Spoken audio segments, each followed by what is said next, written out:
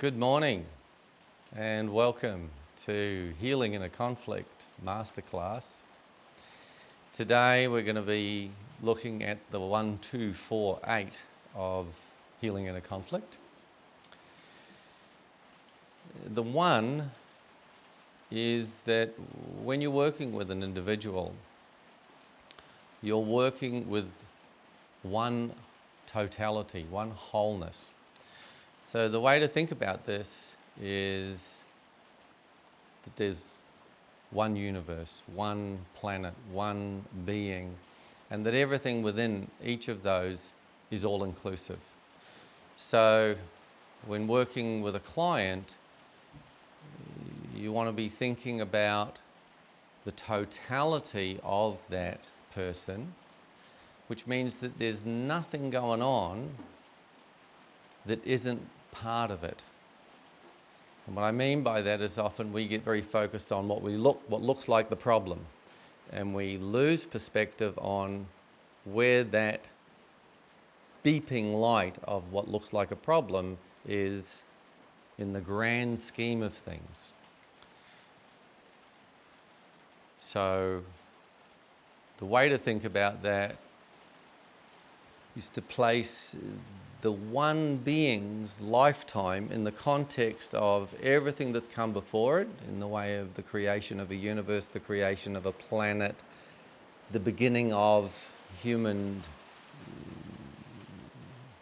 evolution, and then where this person comes into, and all of the stuff that on a certain level seems random, but actually if you look at where it comes from, it's not random at all.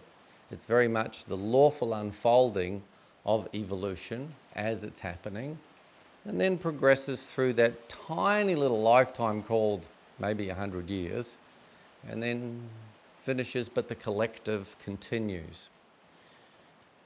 So that everything that this client is bringing in the way of signals is part of the process, not apart from the process, as opposed to a symptomatic view which just sees, well, that the light beeping of engine number 4 in the 747 is bothering the pilot, so he takes the light out and the buzzing light and finishes his cup of tea and feels a lot better, and then wonders why engine number 4 falls off. You need to look at the beeping light, but not be thinking beeping light, be thinking what is that beeping light trying to indicate that's part of the totality. So everything we're going to be doing today is from that point of view when it comes to the 1. Then there's the 2, which is, while there's probably many realities, there's 2 in particular that we're going to work with. 1 is the external. So this is the 5 sense reality, this sort of stuff, which is going to be what you're going to look at, because it's going to be what you're going to see. But you want to also be translating to that there's a lot more going on, which is what I'm going to call the internal reality. Now, the internal reality, of course, doesn't have mass. You can't see it or touch it. But it's usually, when it comes to when you're working with a client, much more consequential than the very chair that they're sitting on in terms of how it affects their life. All the stuff that's going on psychodynamically, that's in their mind, in their feeling life, in their proprioception. So it's really important, A, to be having a sense that you're wanting to look at the interaction between the 2 realities, but also beginning to get the client to start to have a relationship with the internal consequential reality, much more than the external molecular reality, even though that's the one that's going to be your diagnostic, because they're going to be talking about external stuff. So that's the 1, that's the 2. Then there's the 4, which is 4 mechanisms, and this is the basics of healing in a conflict, that through working with extreme dissociation, which originally was MPD, multiple personality, what's called a disorder, but I'm saying is only a disorder if you're thinking in terms of bell curves, and DID, dissociative identity disorder. Once again, it's a bell curve thing, something for the DSM-5, the diagnostic tool of the psychological and psychiatric industry. But actually these clients taught me how dissociation is a function and not a dysfunction. So we're going to get starting off looking at the bell curve from how the culture looks at things, and then looking way beyond the bell curve to what it is that we would call the diversity of evolution, because the chances are the first person who ended up with an opposable thumb, everyone went, oh, what's wrong with him? He's not in the bell curve, better get rid of him, which wouldn't have been such a fabulous idea. And I'm going to suggest the same sort of relationship to the things that we tend to call aberrant, not in the bell curve, abnormal, whatever you want to call it. By working with these extremes and working with just normal Joe Schmo at the same time, it became very clear to me that the very methods that extreme dissociators have to use are in fact, of course, the methods that everybody uses. They're just using them more extremely. So that's actually informed the work, and it's narrowed methods of dissociation and being able to diagnose disturbance down to 4 mechanisms, 4 behaviours. Those behaviours, we colloquially know them as inner criticism. That's the first one. The second one is acting out. The third one is passive aggression. And the fourth one is self-distraction. All things that we're aware of, and we'll go through a lot of examples of those 4 mechanisms, and I'll go into that in a lot of detail. For now, you can just be thinking about, is there a disturbance that you have that can't be put into one of those 4 ways of being? Because I'd love to hear the exception. Because what I found over decades is that it all boils down to those 4 mechanisms. And that's the 4 part of the 1, 2, 4, 8. The 8 is the floor cards, which we'll go into in great detail, which is a way of going from understanding what the mechanism is by noticing, oh, this person is shouting at his child. That's acting out. That's second mechanism. And then being able to go from that mechanism to using these 8 floor cards, which can show that client exactly which part of them is doing what, in what context, so that the person can begin to understand exactly what's going on in the triggered moment. By triggered, what I mean is we have a shop front and a back room. We have who we would like to think of ourselves as, who we'd like others to think of us as, who we are on a good day, who we are when we're starting a relationship with someone and going, pick me, I'll be fabulous. And then in the back room is all the stuff that we were brought up with that we didn't choose, but that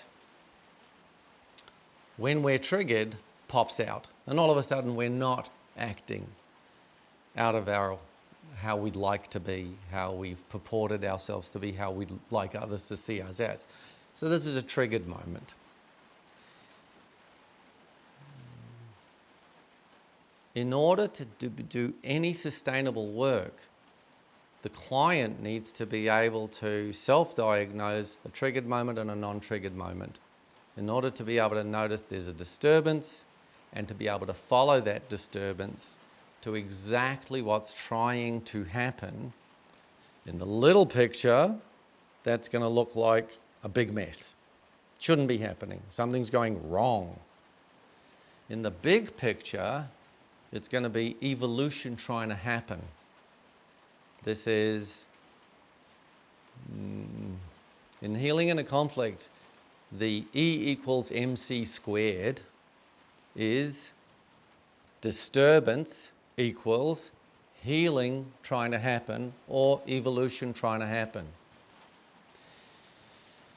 It's something forcing that person's attention onto that which needs healing in a way that we wouldn't otherwise, which is why it's part of the process, not apart from the process.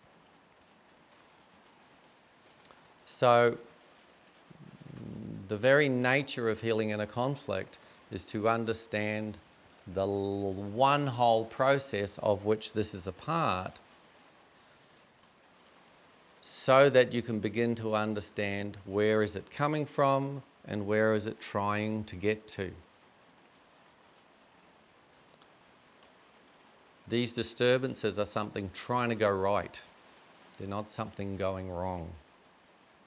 And our job is to find out how that process started, where it's up to now, where it's trying to get to, so that in exactly the same way that we get physical pain forces our attention on that which needs healing, in a way that culturally we would usually try to avoid, take a pill, ignore it, at our peril. Ideally, we follow that, we bring the healing required, and things can get dealt with in a healthy way. The exact same thing happens emotionally, where we get an emotional disturbance which is forcing our attention on that which needs healing, and that's precisely what a lot of people tend to ignore if we can. And healing in a conflict allows you to follow it to the healing that's trying to happen, shows you exactly how to bring that healing so that evolution can continue, which is trying to get us into the next moment of best version, next moment of homeostasis. So that's the one. Every signal is part of the being. The two, external molecular reality, internal consequential reality. The four, child mechanism, adolescent mechanism, adult mechanism, and self-distraction. We'll go into the details of that later on. Obviously, child mechanism is inner criticism, adolescent mechanism is acting out, adult mechanism is passive aggression, and self-distraction is what we would call addiction. Following those, using 8 floor cards, which we'll explain much later on how to follow those in a very specific way that uses our ability to be associated instead of disassociated. When we're triggered, we're disassociated. When we're not triggered, when we wake up afterwards and go, oh my God, what have I done? Then we become a little associated. That gives us the ability to notice that what we did, what was done to us, was insensitive. So we use the perspective of sensitivity. We then start to ask the question, what's the training? Where did this come from? Either in what we're doing or our reaction to it. We notice the triggered moment, which is when we're dissociated. We notice what our body was doing in that exact triggered moment. Not 1 nanosecond before and not 1 nanosecond afterwards, because these mechanisms can change nanosecond to nanosecond. you can go from not being able to say anything to getting really passively aggressive and a moment later acting out. 3 mechanisms, 3 nanoseconds in a row. And then you're going to notice what happened in the back room to do with the fight-flight mechanism. Anger is the battery pack for fight. Fear is the battery pack for flight. And I'll talk much more about how that happened and how it works internally. And then we're either expressing ourselves uniquely in the moment, we're just being how we want to be in the moment, or we're sad because something's stopping that. So that's the 1, 2, 4, 8 of healing in a conflict. And we're going to move into more detail around that and look at some examples of that. Then we're going to use those examples to look at how do we work with it. And then we're going to show in detail how to get from a present moment disturbance to understand the training that makes that inevitable, and how to, I guess, the crowning glory of healing in a conflict is how to intervene internally, effectively, when you get triggered. Because not all the awareness in the world of what your triggers are mean anything if you're not able to intervene effectively when you get triggered. Which is why many of you would know within yourself or people around you, it's very easy to be aware of some or all of your issues and tissues, and as soon as you go home for Christmas, you get triggered and you're not able to do anything about it until you apologize, and then it happens again. So we're going to go into what do you need to do in order to be able to intervene effectively. So let's start to work with the 4 mechanisms as a diagnostic tool, whereby whoever it is that you're seeing, you can begin to notice what's being disturbed, what is the mechanism that's happening, to begin to help them to see that it's within the realms of what I'm going to call the big picture normal, even though in the little picture it looks like the worst thing that's happening in the world. And the way to do that is to begin to understand that each of these mechanisms, as you can see, are part of the developmental stage of how we grow up. The key here, if we're starting off with the first mechanism, which is child mechanism, is to understand that key difference in human species, which is that we're not born ready to go. We're not popping out, ready to walk, ready to chew grass or eat whatever like animals are. We are extremely dependent for an extremely long period of time. And if there's just mum and dad and us out in the desert and mum and dad die, we die. So we have autonomic systems to maximize the likelihood of us getting into the next moment of evolution. So I'm going to very simplify different brains, and I'm just going to call them old brain and new brain. It doesn't mean they're the only ones, and it doesn't mean this is an exact science. It's just enough for anybody to know about in order to work with it. So old brain is reptilian brain, which is the fight-flight mechanism. New brain is the neocortex, which is all the stuff that Neanderthals weren't doing, which is abstract thought, music, humour, philosophy, self-reflection. So where this stuff becomes really useful is how they interact, because we've got both. And we're not exactly Neanderthals, and we're not exactly the most advanced version of ourselves either. And there's an importance and a primacy to keeping alive so that we don't get too philosophical and fall off the edge of a cliff. That reptilian brain has to kind of keep us in line to keep us alive. And where this becomes really important when you're understanding a client and their process is to understand how that starts off in the dependent stage of childhood. So in the dependent stage of childhood, the child has a fight-flight mechanism which is meant to get them away from harm and attack something that's trying to hurt it, kill it.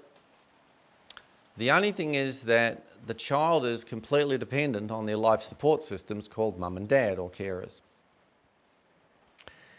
And that creates all sorts of, let's just call them dualities or dilemmas between reptilian brain and neocortex. Neocortex is the desire to just express yourself as you are, which is all well and good until you're playing hopscotch on the highway and mum and dad go, we don't think that's a good idea, and maybe they're not doing that in the nicest possible way, and they're frightening the kid into compliance using what I'm going to call things on the continuum of verbal and physical intimidation in order to gain compliance, which is very well intended to try to save the kid's life and is sometimes on a bad day insensitive in terms of methods. Call that voice raising, name calling, put down, threats, implied threats, all stuff that frightens the kid. Then there's an interplay between new brain and old brain. So we're going to look at exactly how that happens. Child mechanism, as you can see, is internal override. So now we're going to use the cards to show exactly how that happens in order to get some case studies of exactly how these mechanisms work, so that later on we'll be using some examples and you can be thinking about, you probably want 3 examples of each that you can think of where you go, oh yes, I can think of examples where you've got each of those things happening. Oh yes, I acted out there. Oh yes, there was some inner criticism there. And you can be thinking about this while I'm talking to go, okay, what are some examples of that in my life? Because later on we're going to work with exactly those examples to go from that disturbance to what the healing is trying to happen, to how to intervene effectively internally and notice, oh, not only do I understand that, but I know how to deal with it. And I want to make a disclaimer about that. Healing in a conflict doesn't get rid of anything because it's all part of the whole. If you're born in France, you might end up with a French accent your whole life, no matter what country you live in. And that's just the flavour of this lifetime. But you can learn a different language, and that means that you can say, can you give me a croissant, and get one in Australia that you might not get if you're saying it in French. What I'm trying to say by this is we are likely to always get triggered by stuff we've been trained with. What healing in a conflict offers you the ability to do is to take the bullet out of the gun so that what you hear is a click, which is much easier to deal with than a bang. So what will happen is you'll go from getting triggered 100% of the time to maybe getting triggered 5 or 10% of the time. And the intensity of how that goes over your body and makes you do stuff or not do stuff that's very consequential for you in relationship goes down to about 5 or 10%. It doesn't disappear. So I just want to make that clear. So let's start on child mechanism and the dependent stage of childhood.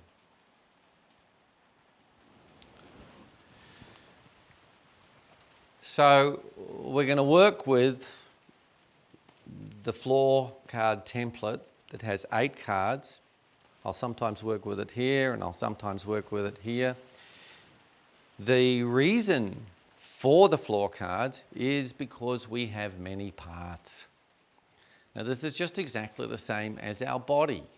We have a left hand and a right hand and a left leg and a right leg. The left hand is not all of us, it is part of us, and we call it a left hand because it does things differently to the right hand. This is nothing mysterious or mystical, but somehow, culturally, there's this tendency that as soon as you start talking about parts inside the internal consequential realm, it's like, oh, now we're talking crazy stuff. And this is literally, we're just going to nail it down to left hand, right hand. Which part's doing what, with which other part, for what reason, in what context. Don't feel like you need to understand that now, but by the end of the masterclass, you will absolutely know what that means. And you'll know it experientially, not just abstractly from the theory. You'll know it because you will have worked your own disturbances from a disturbance to what's going on, to understanding, to compassion, and to internal intervention. And the benchmark, which is where you actually feel different and you're able to respond differently when you're triggered. Because without that, it's not much use. So this stuff has to be benchmarkable.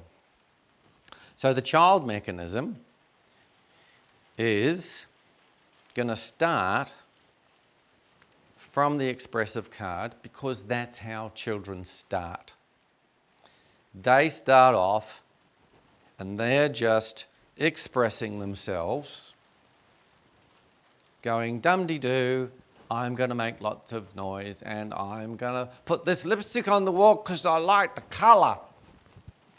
And that's going to be fine until some training happens. When mum or dad or the carer on a bad day, sleep deprived, goes, not my favourite lipstick, don't do that. And of course what's going to happen is the infant who's in the dependent stage of childhood is going to cry. There's going to be sadness. There's going to be tears. There's going to be, oh no, I thought you loved me. What's happened? Which is inevitable. That's new brain. Then it's going to interact with old brain because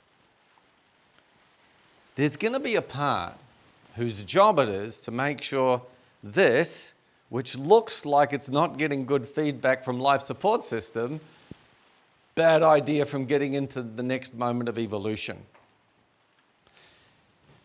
So what happens is the parent is doing an acting out, an adolescent mechanism, probably because that's how they were trained. Not even probably. It's literally shit in, shit out. But there's a process of shit in, shit further in before that. And we're doing the shit in, shit further in. So, the parent's doing an adolescent mechanism and acting out. And of course, it's a fight mechanism. It's an attack, not a runaway.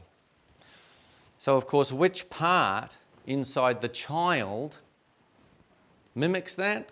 The fight mechanism. What do we remember? Anger is, of course, the battery pack for the fight mechanism. Fear is the battery pack for the flight mechanism. And at this point in time, it's probably useful to explain that, of course, when we started off, we only had the flight mechanism because we were amoebas before we were humans. And so we could only run away. And then as soon as we kind of got further up the food chain, we could take on other things that were attacking us. Why that's important is because underneath every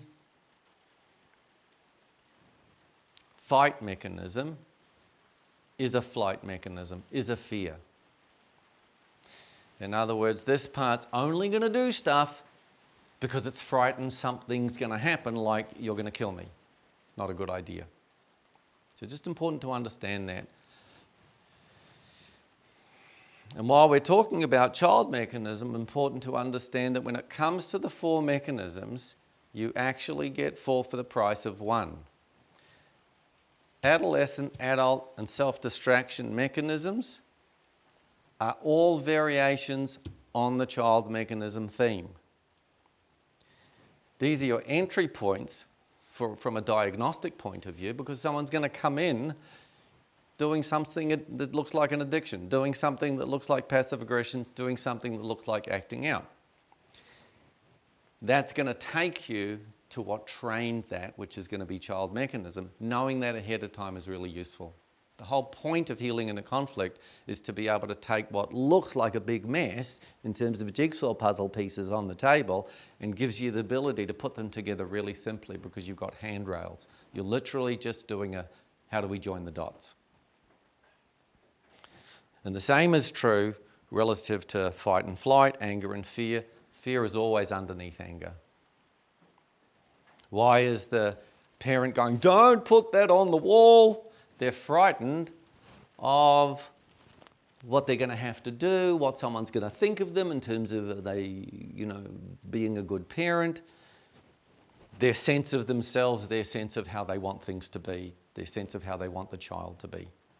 That's why a part goes, we've got to get you to change.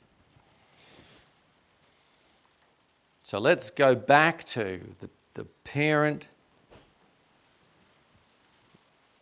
using voice raising to frighten the child, hopefully into compliance. The child cries, experiences the sadness, but it's not the only thing that they're experiencing. The next thing that has to happen, that they would get into the next moment of evolution, is that their fight part has to internalize that, mimic it, and go from vigilance to hypervigilance. Vigilance is when it's happening. Hypervigilance is when it's going to happen every time after that, so that the next time the child wants to make a lot of noise or put some lipstick on the wall, there's already a part inside going, don't put the lipstick on the wall, don't make so much noise.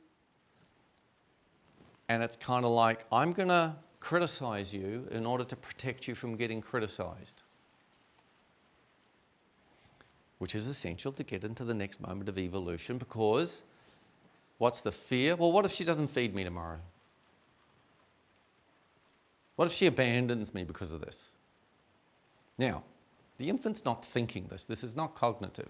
This is the equivalent of a knee-jerk response. It's also the equivalent of hypothermia, where you don't get to control which fingers are going to turn black and fall off so that your organs stay okay. This is stuff that your mind's not going to be able to do. It's like your breathing and your heartbeat. But what we're going to be able to do is go from, for example, breathing automatically as we are now, and I could just ask you now to hold your breath for 3 seconds and then breathe normal again. You just took an automatic thing that you weren't thinking about and started to do it manually. That's called manual override. My mind's going, why are we doing this? But I can do it anyway. And then you can do it with your whole body. Let's jump, okay? Full body manual override. And we're literally going to learn how to do this in terms of changing behaviours. So, the internalization of that training in order to avoid abuse, neglect, being killed, being abandoned, anything that looks like it's not going to get us into the next moment of evolution. So what happens is a trilogy of things. One part that mimics the parent or the carer overrides that expression the next time into, don't put the lipstick on the wall, don't make so much noise. Overrides it into fearful paralysis. Don't do that. And pops out a body that goes, no, I like being quiet, Mummy. I don't want to put lipstick on the wall anymore. Which gets the pat on the head. The problem is, of course, later on,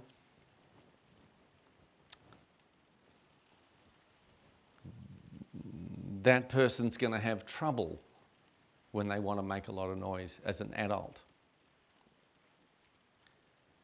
And they're going to come to you and say, as a dissociated adult, oh, I just don't seem to be able to express myself. Everyone else seems to be able to talk at the party, but I just don't seem to be able to, say stuff. And that's their present moment disturbance. And you're going to narrow it down to one moment in time, because of course there are going to have been many. And we're going to go looking for the moment in time, how they got trained, and we know what it is because we just did that example. Later on, we're going to talk about all the dissociative mechanisms that they're going to find that are on the way, not in the way. Dissociation is not a dysfunction, it's a function. But you have to understand it as such. Otherwise, it just looks like a mess, something that shouldn't be there. Because you're going to ask this client, oh, and so, do you remember a time where anything happened? And they'll go, no, nothing. My parents were saints. I go, no. And it's a bit like the wide-mouthed frog joke. It's like, oh, you don't see many of those here, do you? And you're going to have to go through whatever dissociative mechanisms, like I don't remember. Oh, yes, they did it all the time. And you say, oh, well, can we think of one example? Oh, no, I can't think of one. And there'll be reasons for that. And the reason will be because in early childhood, when this stuff happens, the very mechanism that's getting engaged, the fight-flight mechanism, is one that goes, we could die from this. And in the dependent stage of childhood, that's absolutely true. Without the parents, the child can't live. What you're going to notice in the client is a sense of overwhelm. So you really want to have this focus on looking for any word that sounds like a sense of overwhelm. I just can't. I get, something comes over me. I can't, and you'll just hear things that are, and you'll be looking with your magnifying glass for signals of overwhelm. It's just too much.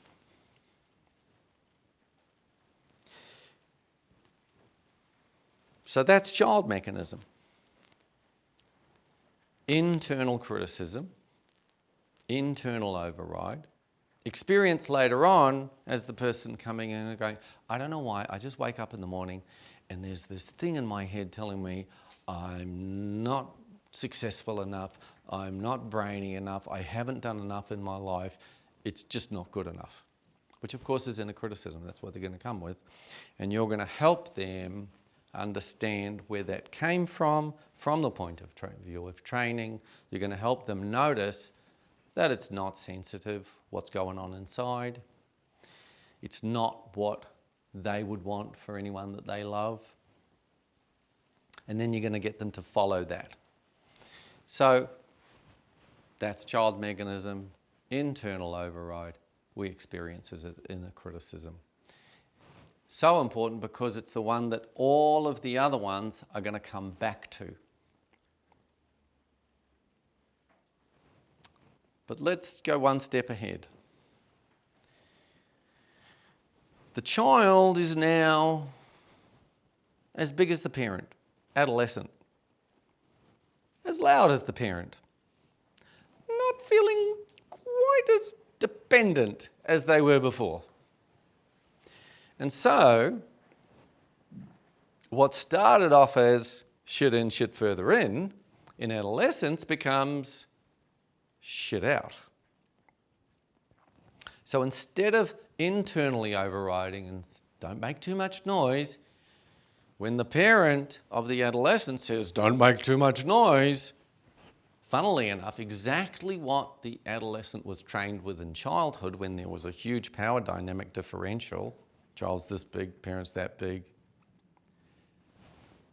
is now in the back room of the child that's now become the adolescent. Now, it's like, no, don't tell me not to make any noise. You stop making any noise. Screw you. And this is, of course, acting out, and it's external override. Oh, I'm going to intimidate you into change, whether it's verbally or physically. And it's the simplest of the mechanisms because it's very direct. It's just, nah, not doing it. And that's that stage. So once again, think of some inner criticisms that you have, maybe 3 or half a dozen, write them down. Think of 3 or half a dozen times that you've acted out. Some people act out all the time. Some people need to be really pushed before they act out. And it isn't always necessarily direct. Like my favourite indirect acting out is a woman who sent out her little boy in the old days when the milkman used to have a little cart and they used to go in the middle of the road and deliver the milk. And he went out and for some reason, maybe didn't do the right thing as far as the milkman was concerned. Maybe the milkman was having a bad day. And maybe the money fell out of the bottle or something and it was all a bit messy and the milkman was in a hurry and the milkman shouted at this mother's little child. And this was a real mama bear. Don't mess with my kid. But not at all direct. Not the sort of person who's going to go, how dare you do that? In an acting out adolescent way. Adolescent mechanism to adolescent mechanism. Acting out to acting out. No, no, no, no, no. This was someone who would never do something like that. So all she did was notice what was going on, notice that he was going to deliver the milk with this little, I think it was either an electric cart or a little motor cart. Anyway, as soon as he'd gone off to deliver the milk, she just walked up, took the keys out of the cart, and as she was walking back, just dropped them down the drain. Very much acting out, very indirect. So don't be fooled by action, inaction, abuse, neglect, visible, invisible. They're two sides of the same coin. It's still the intention to get some compliance, which is don't mess with my kid again. So, adolescent mechanism, external override, don't tell me what to do, acting out. Now, when you become an adult, you can think longer term. And that ability to think longer term, as we notice adolescents have a tendency not to think so long term, which is why it's a really good period of life where you're not having to think about all that stuff, but of course parents and adults have a lot of difficulty with that. So what happens is, when, whatever stage that happens, whatever age that happens, that the person becomes an adult, and they've got longer term plans like marriage and mortgage and status and stability, then there's a sense of, right, this is what we need to do and we need this and that and the other. So what happens when the boss says, well, we'd like you to come in on Sunday morning at 4 a.m, there's a part that's an adolescent part that wants to go, are you serious? I don't want to come in. No way. But there's an adult part now that's going, but we need the money. We want the career. So that part says, don't tell them to get nicked. And so what you get is a part that goes, yes, of course I'll come in at 4 o'clock in the morning. I'd love to. And underneath it is. And of course, that's what we're calling the override of adolescent mechanism, which we know as passive aggression. So while I'm describing these, think of 3, 4, 5, 6 examples where you've been very upset about something, but you didn't say anything about it. Now, when you've got child, adolescent, adult, 3 layers of override,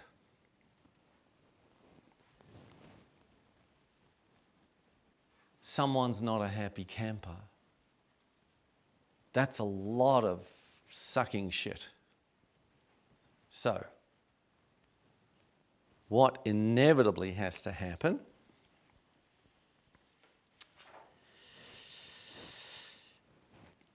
a need to not feel that sense of overwhelm.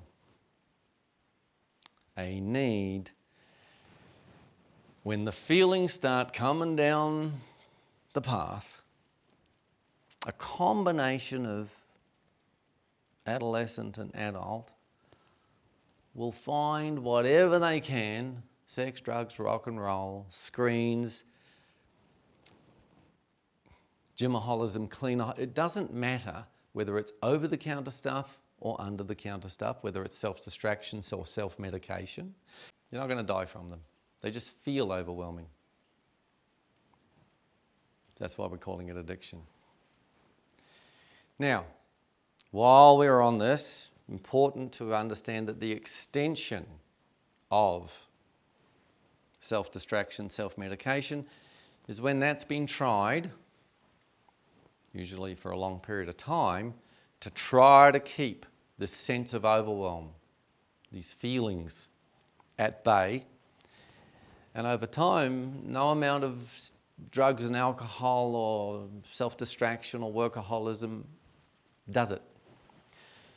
So then what happens is what I call an internal euthanasia. Parts go, look, we've got this seemingly life-threatening way of being that's happening, that's constantly overwhelming us. We're in agony. I want to put in brackets here that the agony is the inability to grieve. And what we're going to show is how to have a healthy relationship to grieving, and that basically these parts are trying to eventually say, look, the best thing is to put you out of your misery. And the way to do that is to pull the plug on the body. When all you need to do is be able to grieve what you can't change in life, that's a waste of a life, not necessary. But that has to be understood. So that's the extension. These are the 4 mechanisms. Next, we're going to be looking at how to work with them.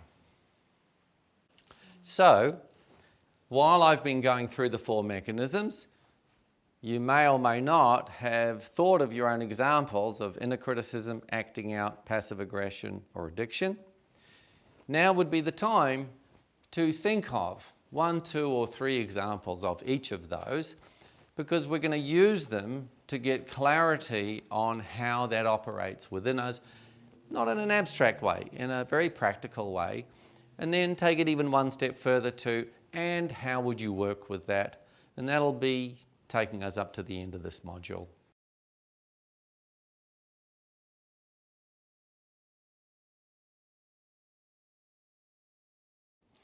So let's start working with identifying each of these 4 mechanisms.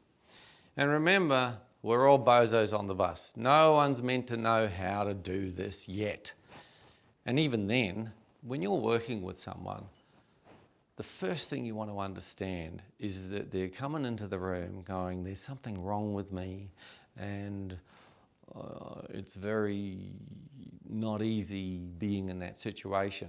So the more that you can exude, hopefully, some level of what is true for you inside, which is we're all just bozos on the bus, and that we all have these mechanisms, and none of us are perfect, and it's just a matter of helping each other get a little bit further up the hill, the better. So we're going to start off with examples, and if you've got examples of child mechanism, that's great, of inner criticism, but really you can start with anything. So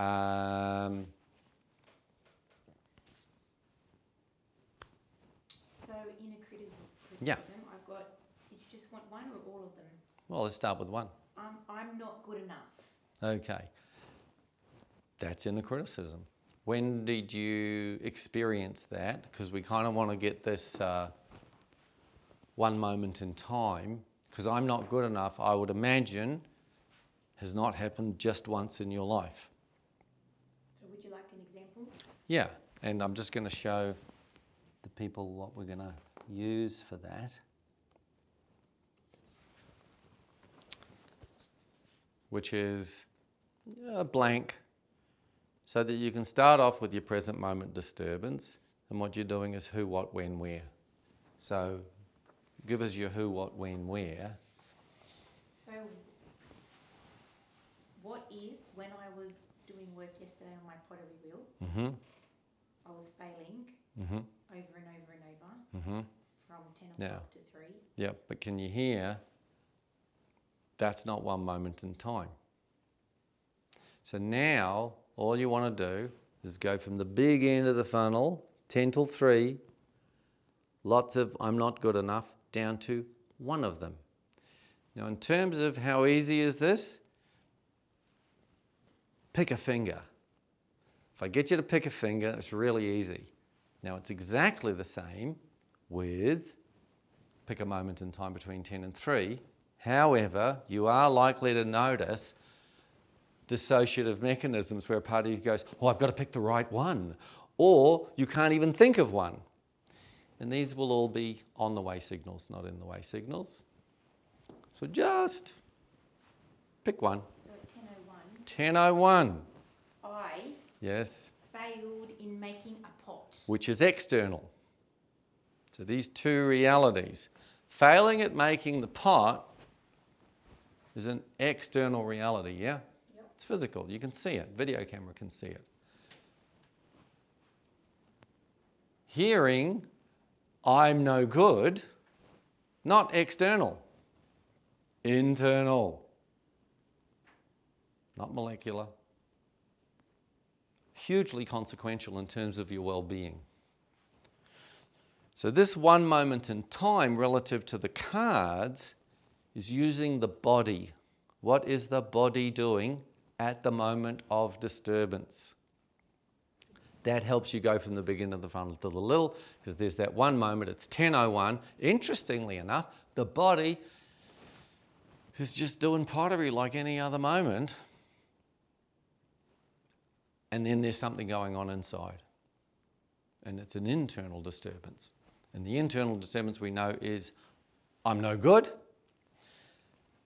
And you want to kind of, because often how it's heard inside is, oh, you idiot. And it's I, thou. It's one part criticizing another part. For example, the part of you that goes, oh, you screwed up. How could you be so ... If you, interestingly enough, from an associated point of view, as an adult, go, well, where was that part? When the screwing up was happening? Wide-mouthed frog. Oh, you don't see many of those around here. Wasn't there. Comes in after the fact and says, well, you shouldn't have done that and don't do it again. which tells you it's parent training. And yeah, good example of inner criticism. Very good. And later on, after lunch, we'll go into the whole training business. Another example? I've got an addiction. That'll do. Let's jump to fourth mechanism. So I'll be working really hard on the computer. Yes. And I really need to take a break. Yes. And I don't take a break. I take like a mental break. Pause. Right. Because that's the moment you want to hold. Because you're going to tell more of the story, but that's actually the nanosecond. That moment where you notice both. One part of you's wanting to go and have a pee or a lunch or whatever it is. So let's go from the big end of the funnel to, because of course that hasn't happened only once, to from the millions of times to which one? Okay, so like even yesterday, I can be working on the computer. Yes. And that's the usefulness of the when. Like say 11 a.m. 11 a.m. I love it. Working on the computer. What's the body doing? Break. Working on the computer. Hunched over, I'm tired, Yeah. I need to... Yeah, but the body's hunched over trying to finish the work. Yes. And there's a part of you going, I need to have a pee, I need to go for a break, I need to stop doing this for a while. So can you hear the I, thou, the two parts?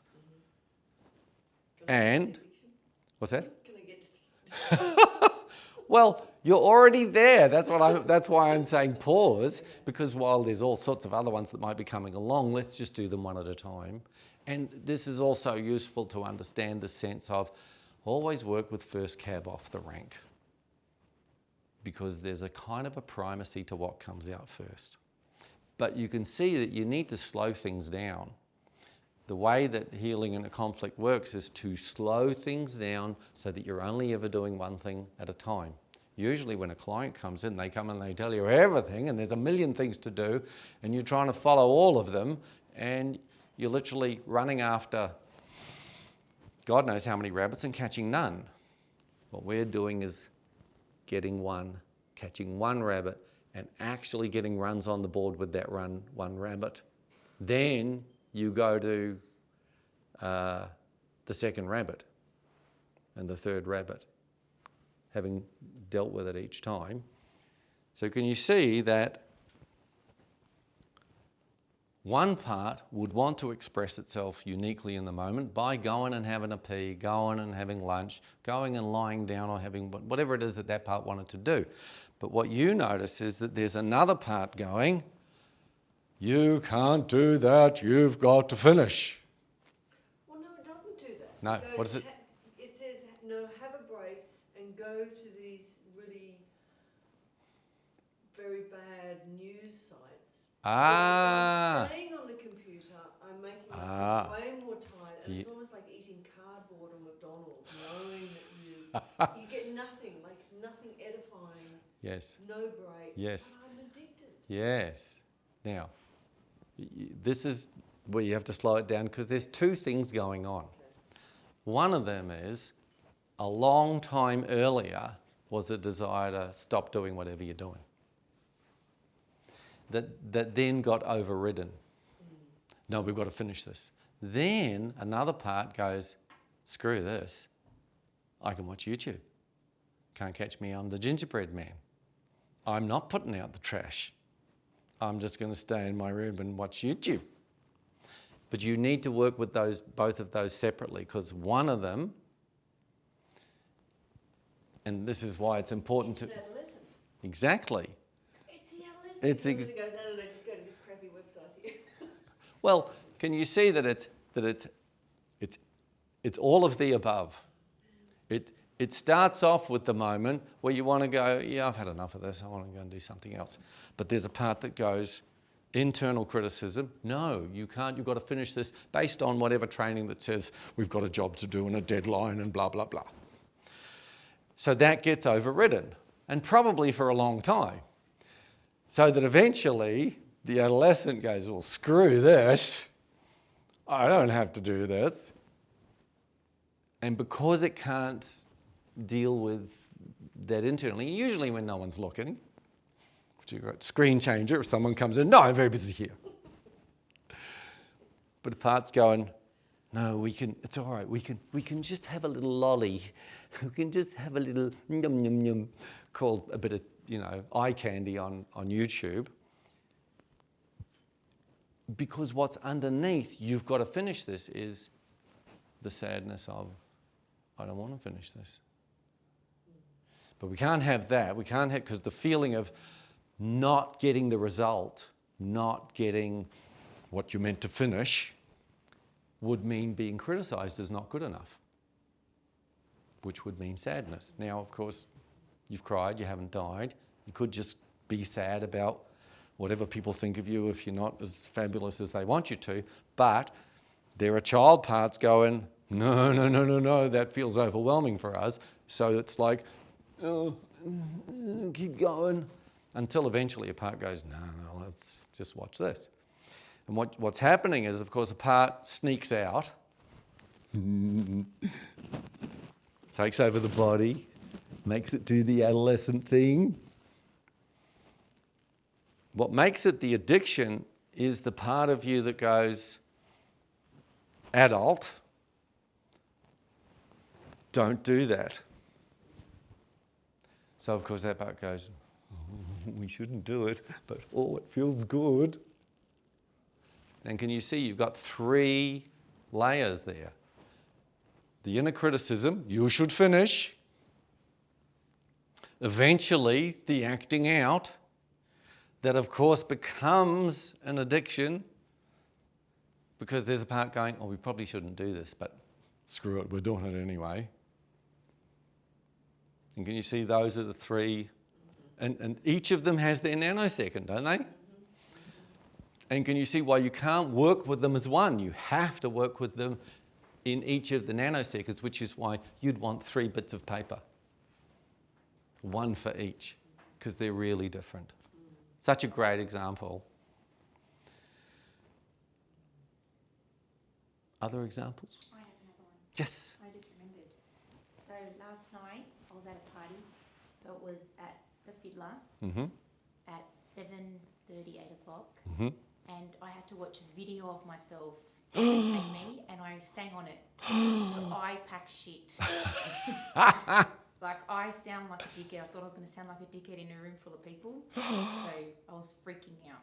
Now, can you hear that I is not a nuanced or distinguishing enough description, because there are different parts doing different things.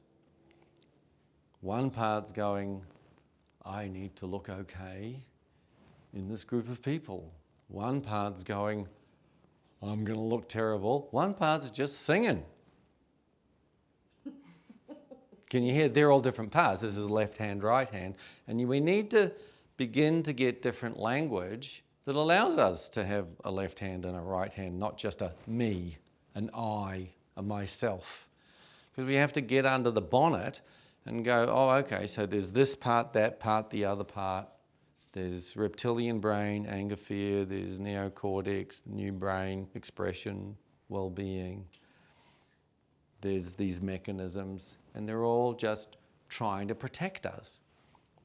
So let's go to that moment. At a certain point, like you go to this thing, and everything's just dum-de-doo, and you're fine, not triggered. Then they say, oh, let's play the movie. And it's like, As soon as the lights went out. Yeah, okay. Now, interestingly enough, if you look at the body, nothing's happening. The body is just in dissociated adult, nothing to see here, move along. But behind the scenes, behind the line of dissociation, it's big disturbance. And what we know is going on is a criticism, a part of you trained by that in early childhood probably, that's going, oh my God, your form of expression, too much lipstick on the wall, too loud, too something, not enough. Going, we need to protect you from criticism. And of course, that's what's being feared, is criticism from these people who are going to go, you're a dickhead. Now, have you been called a dickhead before? Yes. Have you cried before? Yes. These are not things you're going to die from. But because in the moment you're dissociated, there isn't just this ability to go, well, that would be really sad if someone called me a dickhead. And I could cry with that. I don't need to rearrange everybody in the universe in terms of their opinion of me. And that's the stuff that we'll work on in the second module, is how to intervene with that.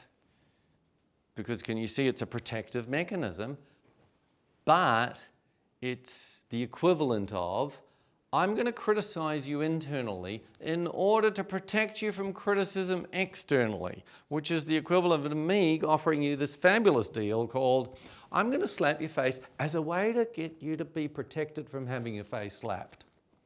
Not a fabulous idea. And you can tell that it's child mechanism because that's all it's got. And only because when you're an infant, when you're a child, you can't get out of harm's way. So you have to suck it up. And so you have to have this internal override, which is why it's popping up and disturbing you here to say, could we get some help with this now? Have things changed? Are we still dependent? And that's what we're going to get you to bring, is adult, associated, aware of all what's going on, how it got there in the first place, noticing that it's insensitive, and bringing intervention. So now would be a good time to look at what is the intervention, because that's what we're going to do in the second module. The intervention is pretty much the adult aware that there's been training, that it wasn't ideal, it was essential at the time in the dependent stage of childhood, but it's not actually going on now. You're not dependent on these people's opinions for you to keep living. So you're able to bring what I would call an updating of the operating system, which we do God knows how many times with our phones. We have to update these operating systems haven't been updated once. So it's the equivalent of trying to get around Sydney with a UBD or a Gregory's or a street directory from whatever decade you were born in, which is not going to be that useful, which is why these mechanisms aren't that useful, which is why they have to come up and disturb us, not as something going wrong, as something trying to go right. So we're just going to look at what is this intervention going to look like. It's going to look like the adult coming to talk to each of these parts, one part that was trained by the parent doing the shouting. So it's, let's call it a 5-year-old with a scary mum-dad mask. This part is going to be a 5-year-old that's scared of mum and dad, and then eventually scared of the mum and dad part that's internalised that behaviour. And then this is going to be a part that's a 5-year-old that's sad because it doesn't get to express itself the way it wants to. And what you're going to bring is an adult that understands both contexts, which is thank you to the fight, anger, criticism, intimidation part. Thank you for having internalised some wildly insensitive methods that was essential at the time to override expression into paralysis and pop out compliance, which gets us into the next moment of evolution. Thank you for doing that. That was essential. There wasn't a 62-year-old or however old at the time, adult. But then to update it and go, well, but that's not necessary anymore, because what are the two things I can do? I can get myself out of harm's way, and we'll talk more about how to do stop or I'm leaving, how to set limits around your own personal space, set and enforce them. And I can grieve someone's opinion of me. I can be sad about that, as opposed to turning myself into a pretzel in order to try to avoid it. Having my well-being go down the toilet as a way to try to protect myself from getting criticised. The sense of overwhelm, as opposed to just going directly to go and going, I could just be sad about that. Because as an adult, you know that the sadness is not linked to a sense of overwhelm, to a sense of, well, what if they don't feed me tomorrow? Because you're not dependent on anyone. Then secondly, you're going to work with the 5-year-old that's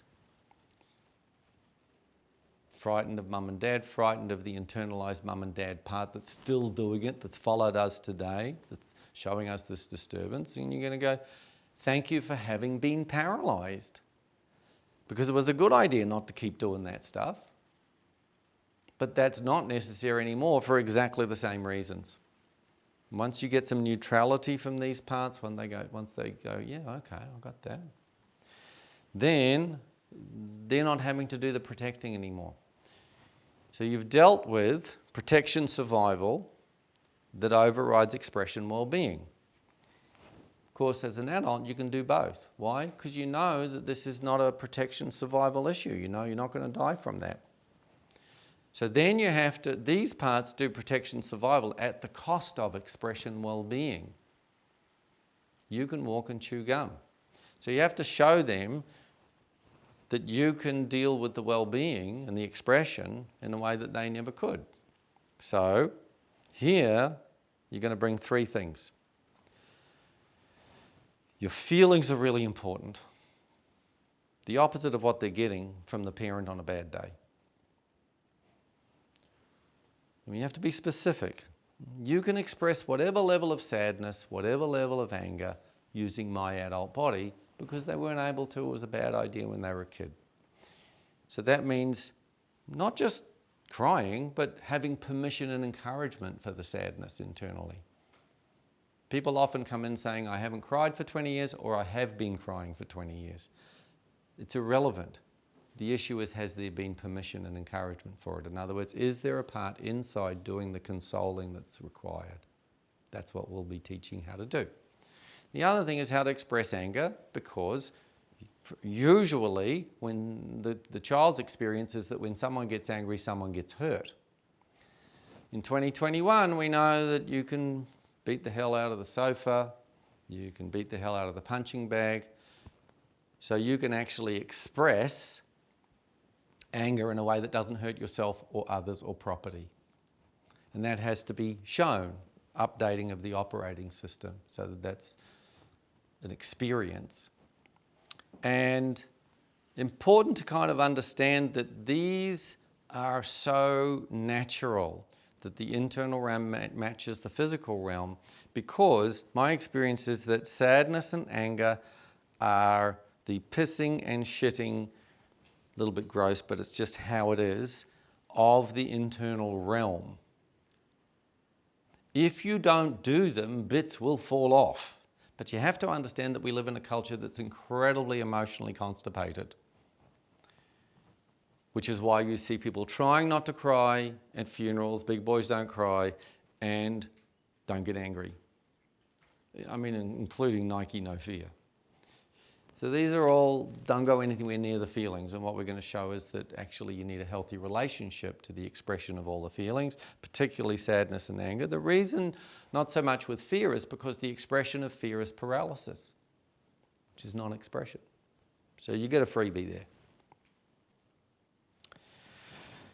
So here, what you're bringing is your feelings are really important. You can express any sadness or anger through my body.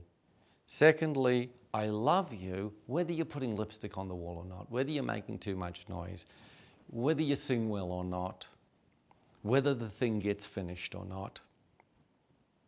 And thirdly, if someone's going to criticize us now for the lipstick, for the noise, for the lack of singing quality, or for the job not being finished,